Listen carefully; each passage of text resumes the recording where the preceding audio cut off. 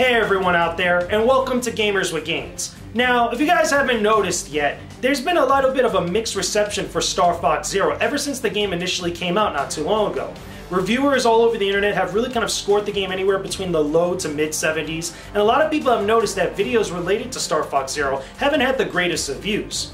A bunch of different people here and there have really pointed out towards the actual gyroscope controls, as well as also the fact that the game is a reimagining of Star Fox 64 as the real root cause for why everybody has been so indifferent about Star Fox Zero. But I don't necessarily think that's the cause or really the case with Star Fox Zero, because in my opinion, even though I've reviewed the game and scored it around the 70 range, I don't think it's necessarily a bad game. At the same time, I don't think it's really the gyroscope controls as the reason why everybody has been kind of, repelled away from Star Fox Zero. I think in more kind of like, one case or another, I think we're really to blame for the reason why Star Fox Zero has had such a poor quote-unquote reception. The thing is that last year at E3 2015, I myself, as well as a whole bunch of other content creators, including HMK and a bunch of other brand ambassadors, had the chance to play Star Fox Zero for the first time. And one of the real common complaints that I noticed was the motion controls and the gyroscope controls with the gamepad. But really what I'm pointing at is that, the different kinds of bad word of mouth that spread around about Star Fox Zero is what I think is really what's been putting people off. Once you hear about certain stuff about a particular video game from a friend or a trusted source or a trusted outlet, you kind of have almost like a judgment before you actually play when you actually get your hands on the game. Or at least you kind of, repel yourself away from a particular game if you heard bad things about it. You want to kind of divulge your attention towards games of which you're seeing a lot of people be a little bit more positive about it, rather than actually being negative.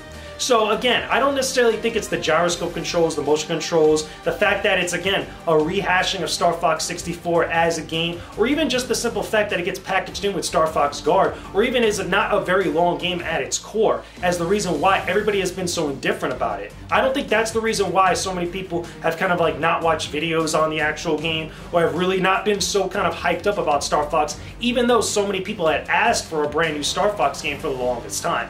Again, I really think we are kind of a little bit to blame here, because a lot of us that saw the game for the first time and saw it before most other people, either on the internet or even out in stores, the common consumer, really kind of had like an indifferent opinion or a negative opinion about the game. And I guess that's what turned everybody off towards Star Fox Zero. Now, one of the other things that keeps getting brought up is if, because of this poor reception, would Nintendo actually revisit the Star Fox franchise in the future, like for the NX or any other consoles and stuff, especially even the 3DS, because that's a really popular console at the current point. And it's already had a Star Fox game, again, another reimagining of Star Fox 64 on that platform.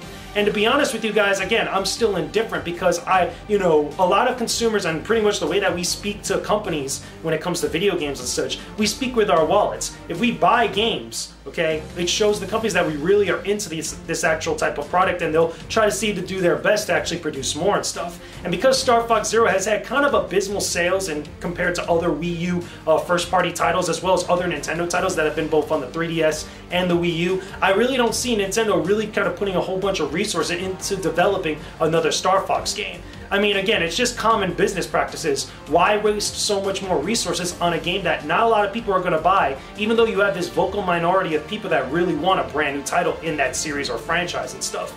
Who knows, maybe at this point, again, Star Fox Zero is not a bad game. Star Fox Guard, I just put up my review on the Koalition, both video and written review.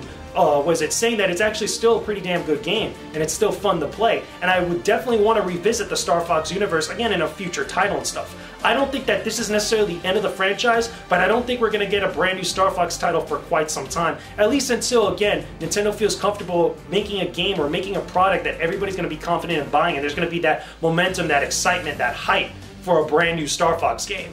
There are plenty of other Nintendo franchises that suffer from a similar type of thing. Again, I would point to Metroid, I would point to F-Zero, I would point to, Kid Icarus to some extent, as well as a couple other titles here and there that are part of Nintendo's library.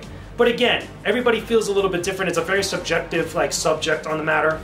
Subjective topic on the matter, and who knows, again, as a Star Fox fan, I wasn't too disappointed with Star Fox Zero. I understand the type of direction they were going, and it was true Star Fox at its core. But again, really, Nintendo listens to the people that buy their games. They listen to sales numbers. So hopefully, again, if you guys want to see Star Fox Zero succeed, or Star Fox as a franchise succeed and get another game, whatnot, go out and buy Star Fox Zero, or at least support, or at least be vocal enough to Nintendo to tell them that you'll actually buy the game. And speak with your wallets, guys.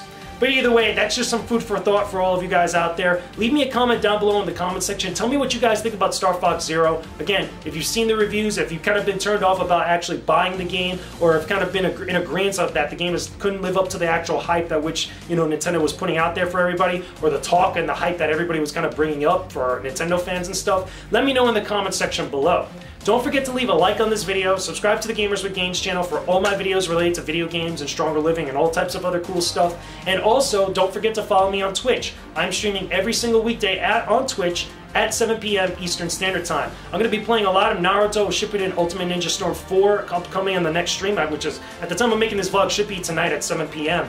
And I'm going to be doing all the kind of like DLC content, because again, we're getting some new content that's coming tomorrow for Naruto Shippuden Ultimate Ninja Storm 4. And I'm going to be revisiting that game, checking out all the DLC, having fun with you guys in the chat. You guys should definitely come through and hang out with the chat fam. Either way, follow me on Twitter at VenomousFatMan1 and follow me on Instagram, Gamers with Gains. All these links are in the description box below, guys. I will talk to all of you again very soon. Peace out, stay epic, everybody.